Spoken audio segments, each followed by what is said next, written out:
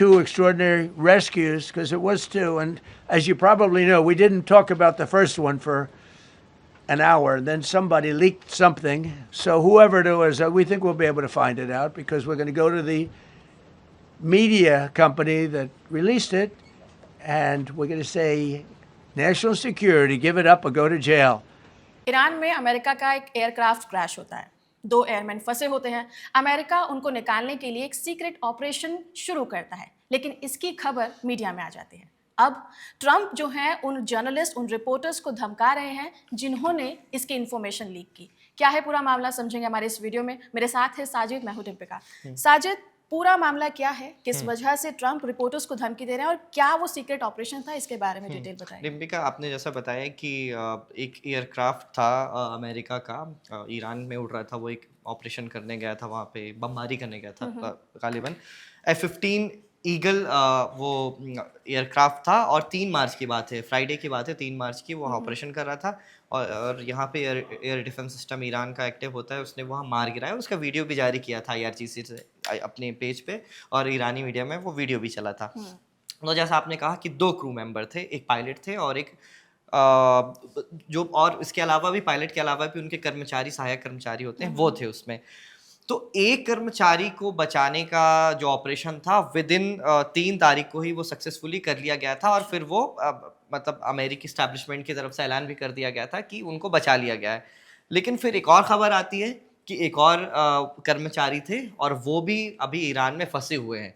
और फिर ये बात आ गई मीडिया में। तो ट्रम्प का भी, हालांकि ये जो ऑपरेशन था वो सक्सेसफुली कर लिया गया, और जो दूसरे पायलट को बचाने के लिए, दूसरे कर्मचारी को बचाने के लिए ऑपरेशन जो चलाया था ट्रंप ने, उसका मतलब जैसे ही वो पूरा हुआ तो बाकायदा सेलिब्रेशन हुआ है, व्हाइट हाउस में सेलिब्रेशन हुआ है, ट्रंप ने तो सोशल में लिखा है। लेकिन ट्रंप की दिक्कत ये है कि पहले वाले को बचा के हमने इसका ऐलान किया, लेकिन दूसरा जो कर्मचारी है वो ईरान में फंसा हुआ है।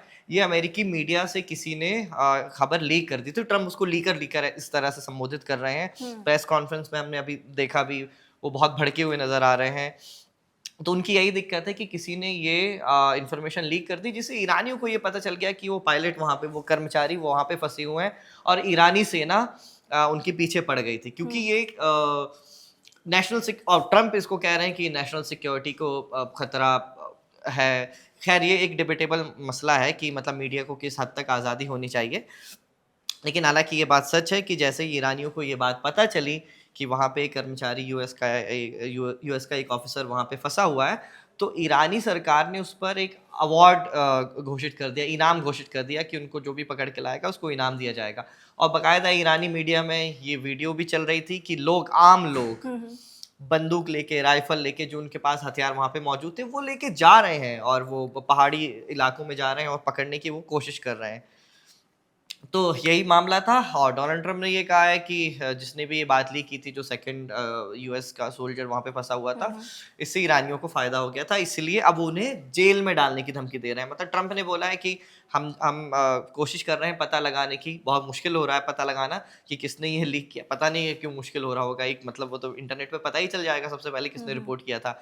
रॉयटर्स ने जब ये पूरी खबर छापी तो उसने 2 न्यूज़ एजेंसी का नाम लिया है, एक्सियोस और न्यूयॉर्क टाइम्स ने, इनने सबसे पहले ये खबर छापी थी। तो अब देखने वाली बात ये होगी कि मतलब ट्रंप क्या करते हैं उस पत्रकार के साथ, या फिर उस मीडिया ऑर्गेनाइजेशन को नोटिस भेजते हैं, क्योंकि पत्रकारों के साथ मीडिया को हैंडल करने का जो ट्रंप का इतिहास है वो बहुत ख़राब रहा है। अभी पिछले दिनों हमने देखा कि BBC को भी उन्होंने एक नोटिस भेजा था, और उसके बहुत बदतमीजी से वो बात कर देते हैं पत्रकारों से। फेक न्यूज़, एबीपी माफ कीजिएगा, एबीसी को वो अक्सर फेक न्यूज़ कह देते हैं, न्यूयॉर्क टाइम्स को फेक न्यूज़ कह देते हैं। इस तरीके से पत्रकारों से बहस कर लेते हैं, बदतमीजी से पेश आ जाते हैं। महिला पत्रकारों से उन्होंने बदतमीजी की है, इसके ऊपर नोटिस लिया गया है। और दीपिका, वहाँ ऐसा नहीं होता है कि किसी एक पत्रकार से अगर आपने बहस कर ली तो वहाँ की जो जर्नलिस्ट फर्टिनिटी है वो एकजुट हो जाती है, वो एकजुट होकर मतलब फिर व्हाइट हाउस को लिखती है, ट्रंप की आलोचना करती है। तो ट्रंप का इतिहास तो वैसा रहा है। अब देखते हैं कि नेशनल सिक्योरिटी का थ्रेट बता रहे हैं ट्रंप इसको कि खबर लीक कर दी गई है। ट्रंप सोर्स को कोट करने की बात भी कर रहे हैं। ट्रंप का कहना है कि आपको कैसे पता चला, कहाँ हाँ से पता चला। लेकिन मुझे एक ये सवाल दिमाग में है कि हम जर्नलिस्ट जो हैं वो हमेशा अपना सोर्स कोड जो है रिवील नहीं नहीं करते करते हैं। तो इज इट लाइक कि ट्रम्प जो हर जगह जाकर हो सकता है कि अगर वहाँ के किसी सोर्स से पता चला हो तो उस सोर्स को खतरा हो सकता है अगर पता चल करेक्ट गई बात, क्योंकि वैसे भी अमेरिकी मीडिया अभी CNN के अलावा कोई दूसरा अमेरिकी मीडिया ईरान से अभी कवरेज नहीं कर रहा है, सिर्फ CNN कर रहा है। तो हाँ, बहुत हद तक ये भी पॉसिबल है कि अगर उस सोर्स का पता चल गया तो उसकी जान को तो खतरा हो सकता है, कल को यूएस और इसराइल वहाँ पे एयर स्ट्राइक कर सकते हैं, उसको टारगेट कर सकते हैं, तो ये बात भी हो सकती है।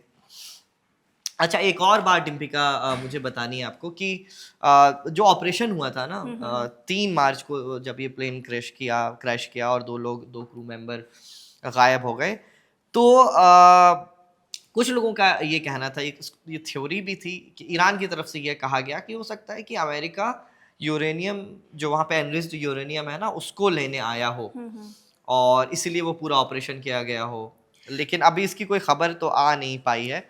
हालांकि वही है कि अगर अमेरिका सक्सेसफुली 1 ग्राम भी एनरिच्ड यूरेनियम लेके चले जाता तो ट्रम्प इसे अपनी विजय घोषित कर देते, विक्ट्री घोषित कर देते, लेकिन अब तक तो ऐसा कुछ सामने नहीं आया कि एनरिच्ड यूरेनियम अमेरिका लेके चला गया हो वहाँ से। सो जिस तरीके से आपने बोला साजिद कि वो यूरेनियम को चुराने या वहाँ लेने आ रहा था, तो एक ये कयास भी आपने बताया कि लगाया जा रहा है, तो ये ऑपरेशन कितना बड़ा था कि मतलब आप ये भी कह रहे हो कि आप रेस्क्यू कर रहे हो अपने सोल्जर्स को, एयरमैन को, और वहीं ईरान कह रहा है कि आप यूरेनियम चुराने के मकसद से आए थे, तो उस ऑपरेशन के बारे में मैं थोड़ा सा डिटेल में जानना चाहूँगी। ईरान की तरफ से आधिकारिक रूप से नहीं कहा गया है, अलग अलग बहुत सारे अधिकारी होते हैं, बहुत सारे नेता होते हैं, कोई कुछ कहता है, क्योंकि यहाँ पे आप देखें ना कि फ्रैक्शन भी देखिए इनका कितना, पॉलिटिकल स्टैब्लिशमेंट अलग है, मतलब मसूद पेजिशकियान प्रेसिडेंट हो गए, अब्बास अरागची इनके विदेश मंत्री हो गए, ये हो गया, प्लस इनकी जो इस्लामिक रिजीम की लीडरशिप है, मतलब मुस्तफा खामेनी हो गए, फिर IRGC का मुस्तफा खामेनी के बारे में अभी हम बात भी करने वाले हैं एक वीडियो में। तो अलग अलग तरीके से अलग अलग लोगों से अलग अलग तरह के बयान आते हैं, तो उसी तरीके से एक बयान आ गया था कि ये गालिबन यूरेनियम चुराने आए थे और इसी वजह से फिर हमने शॉट डाउन कर दिया उनका प्लेन। अपने ऑपरेशन के बारे में पूछा, बेशक ये अमेरिका का बहुत सक्सेसफुल ऐतिहासिक ये ऑपरेशन है कि विद इन 48 आवर उन्होंने अपने दोनों पायलट्स जो खोए हुए थे उनको वहाँ से वापस Rescue निकाल कर लिया। ये लिया। अमेरिका की ताकत को दर्शाता है और ये ईरानियों की कमजोरियों को भी दर्शाता है, क्योंकि जैसे ईरान क्लेम कर रहा है ना कि हमारे पास बहुत मजबूत एयर डिफेंस सिस्टम है, तो दीपिका 150 से ज़्यादा एयरक्राफ्ट वहाँ पे अमेरिका के जाते हैं और 2 पायलट्स को, 2 अमेरिकी सोल्जर्स को वो रेस्क्यू करके ला लेते हैं। लेकिन जो अमेरिकी सोल्जर्स, उनको इस तरह की ट्रेनिंग भी दी जाती है कि अगर आपके पास ऐसे हालात बन गए, आपके साथ ऐसे हालात बन गए तो आप क्या करेंगे। उनके पास GPS लोकेटर होता है, आपके पास इनक्रिप्टेड मैसेज भेजने की सलाहियत होती है कि ऐसे आप मैसेज भेज रहे हैं, जो ईरान के लोग या दूसरा जो दुश्मन देश है उनकी टेरिटरी है, उनके लोग वो इनक्रिप्ट ना कर पाएँ, मतलब वो समझ ना पाएँ, उस तरीके से आप मैसेज भेजते हैं। फिर शीशे होते हैं, आईना होते हैं कि आप ऐसे चमका के हेलीकॉप्टर को इशारा दे सकें, अलग अलग तरह के उनके पास उपकरण होते हैं। तो इस तरह से उन्होंने अपने 2 लोगों को रेस्क्यू किया और ये अमेरिका की बहुत बड़ी जीत थी। तो अमेरिका की ये जो रेस्क्यू ऑपरेशन का चलाने की जो बात थी, जो रेस्क्यू ऑपरेशन चलाया, आपने 2 सोल्जर्स को वापस लेकर आए, ये उनके लिए जीत थी। लेकिन जिस तरीके का डर अमेरिका में या डोनाल्ड ट्रंप को था कि कहीं अगर जिस तरीके से ये मीडिया में लीक हुई है बात, अगर ये रेस्क्यू ऑपरेशन बीच में रुक जाता तो ना सिर्फ उन दोनों एयरमैन को दिक्कत होती, इससे कहीं ना कहीं अमेरिका के लिए भी खतरा हाँ, अमेरिका हो के सकता लिए था। एक चीज़ और मैं जाते-जाते ऐड कर देता हूँ दीपिका। अमेरिका के लिए बहुत बड़ी दिक्कत इस तरह से हो जाती है कि फिर उनको नेगोशिएशन करना पड़ता है, Correct. क्योंकि आपका सोल्जर वहाँ पे चला गया है। तो दीपिका 2006 में एक बड़ा इंसिडेंट हुआ था। गिलाड सैलिड नाम के एक इस्राएली सोल्जर थे, तो उनको हमास के फाइटर्स थे वो कैद करके ले गए, बंधक बना लिया उन्होंने और फिर नेगोशिएशन शुरू हुए। तो उस एक इस्राएली सैनिक के बदले में 1000 से ज़्यादा फ़िलिस्तीनी जो इस्राइल की जेल में बंद थे, उनको इस्राइल को आज़ाद करना पड़ा अपने एक सैनिक के बदले। और उसमें गेस कीजिए कौन था? याह्या सिनवार, जो हमास के गज़ा के लीडर थे और वो पूरे हमास के भी वो एक लीडर बने थे बाद में, और बाद में जाके उनको मार दिया गया था इस्राइल ने। बहरहाल, तो इस तरीके से इतनी बड़ी कीमत चुकानी पड़ती है एक सैनिक के बदले। नेगोशिएशन के उसमें आपका जो पक्ष है वो कमज़ोर पड़ जाता है। तो वही है कि अगर ईरानियों के हाथ ही सोल्जर लग जाता तो ये फिर ईरानियों की बहुत बड़ी जीत हो सकती थी और नेगोशिएशन में उनको बहुत फ़ायदा मिलता। लेकिन वही है कि अब दोनों वो सुरक्षित हैं, दोनों उनके क्रू मेंबर सुरक्षित हैं और ट्रंप अब नाराज़ हैं अमेरिकी मीडिया से कि उनकी इन्फॉर्मेशन जो दूसरे वाले कर्मचारी उनकी इन्फॉर्मेशन आपने कैसे लीक कर दी, नेशनल सिक्योरिटी को वो खतरा बता रहे हैं। फिलहाल इस खबर में इतना ही। आगे की और अपडेट्स के लिए आप बने रहिए खबर गांव के साथ। नमस्कार।